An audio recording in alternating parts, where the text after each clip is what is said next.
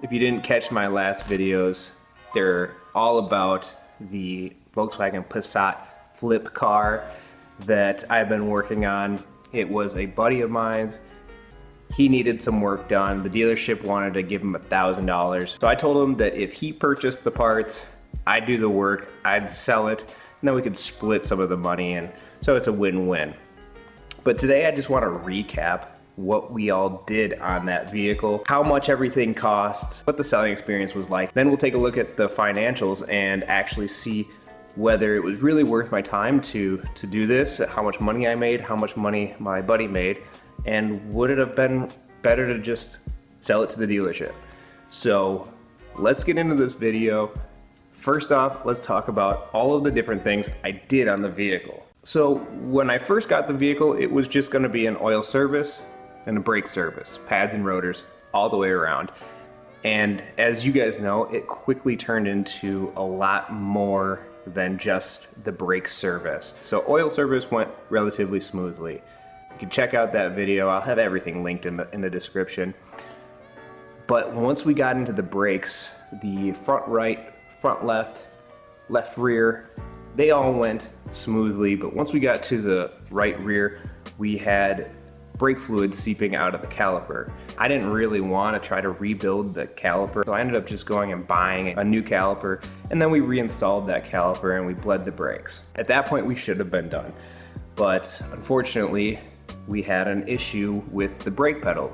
The brake pedal was firm, relatively firm for the majority of the time you drive, but then every once in a while, if you pressed on the brakes slowly, it would just keep going down and down and down, and you'd get right to the end of the pedal travel, and then it would then lock up the brakes.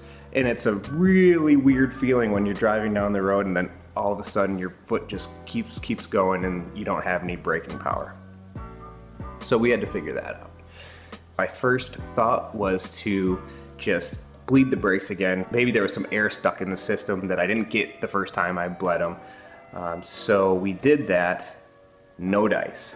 At that point I did a lot of research and I got some leads on potentially air in the ABS module, or it could be a brake master cylinder. And in a very unscientific nature, I replaced the master cylinder and bled the brakes with the ABS module at the same time. So I'm not exactly sure what fixed the issue. I think it was just bleeding the brakes while activating the ABS module, getting that pump going and getting any air out through it. But that ended up fixing the brake pedal problem, and we ended up getting it on the market and selling it. All of the parts with the discounts that I get from ECS Tuning came to be $558. That's brake fluid, the master cylinder, the brake service kit, the oil service kit. I did have to replace the battery as it would not hold a charge, so I replaced that as well. $558, all said and done. I posted it online for $4,000. It may seem low for a 2013 Volkswagen, but it did have 112,000 miles on it, and it was the base model S Passat, so it seemed reasonable to me.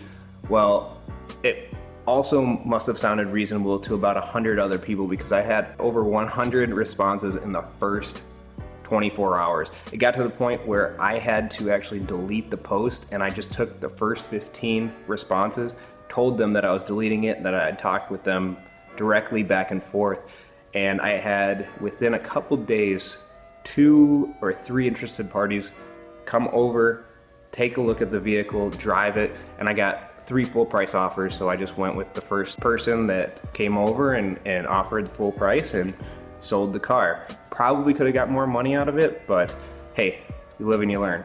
At this point we have a selling price of $4,000 and a total parts cost of $558, which brings us to $3,442. As I may have mentioned in my previous videos, the dealership was going to give my buddy $1,000 for a trade-in value for the car anyway, so I wanted to make sure that he at least got $1,000. So I was going to give him $1,000.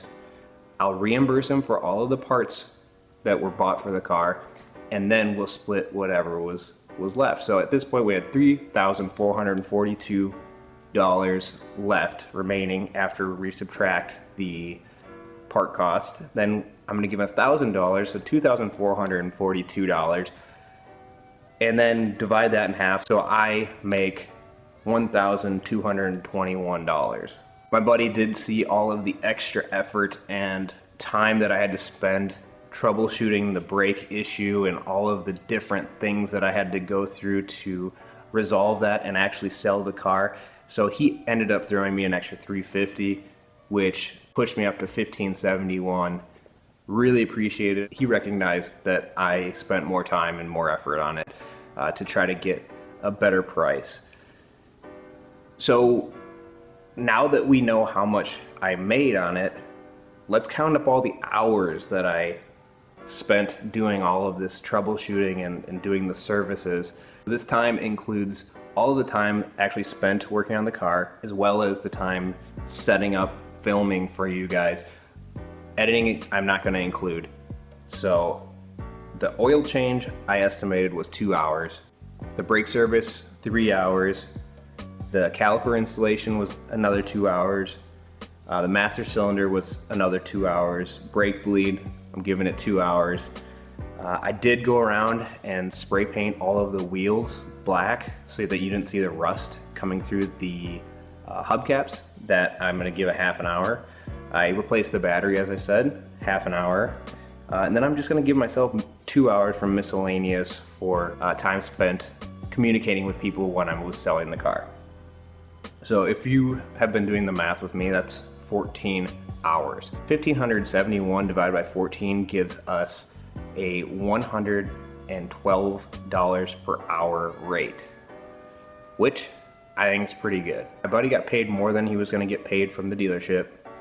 I got paid a little bit with absolutely no risk. I didn't buy the car, I didn't buy the parts, and now I have some videos for you guys, and I made a little bit of money on the side. So if you like this series, let me know in the comment section below.